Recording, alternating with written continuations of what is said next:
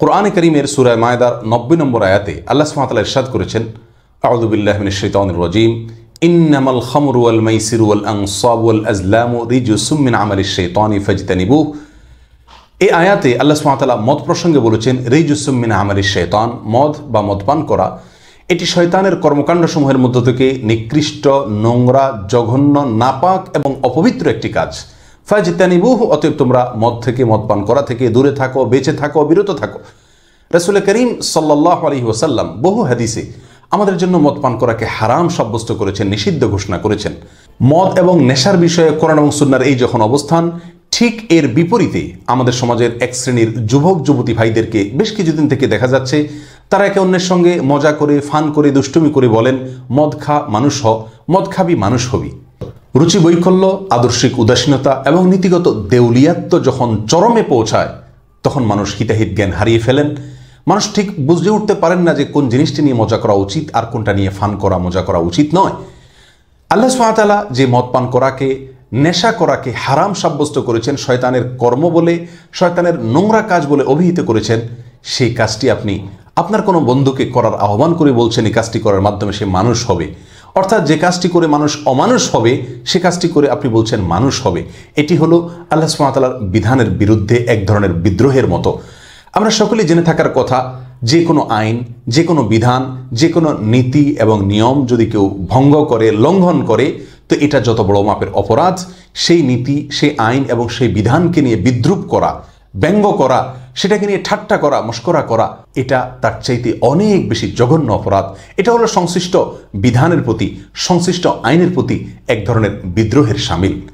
কেউ বলতে পারেন এখানে ঠিক আল্লাহ সুবহানাহু ওয়া তাআলার বিধান এবং নিষেধাজ্ঞাকে নিয়ে ব্যঙ্গ করা, বিদ্রূপ করা উদ্দেশ্য নয়, বরং নিছক মজা করা, ফান করা, দুষ্টামি করাই হলো এখানে একমাত্র উদ্দেশ্য।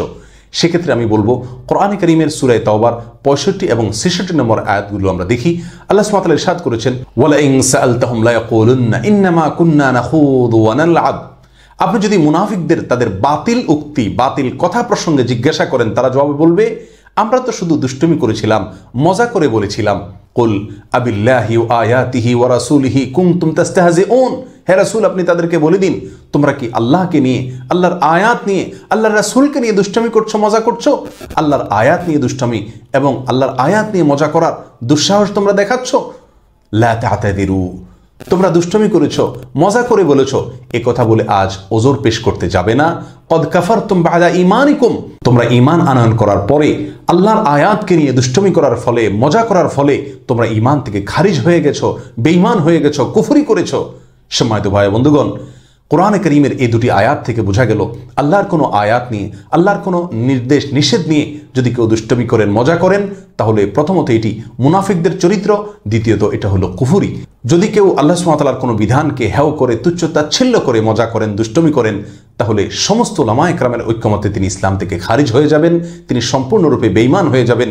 তওবা করে, নতুন করে কালিমাতুশ শাহাদা পাঠ করে ইসলামে প্রবেশ করার আগ পর্যন্ত তিনি মুমিনদের কাতারে আর শামিল হতে পারবেন না। আর যদি নিছক মজার ছলেও সেরকম করা হয়, তবে সেটাও হবে হারাম, কবিরা গুনাহ এবং মহাপাপ।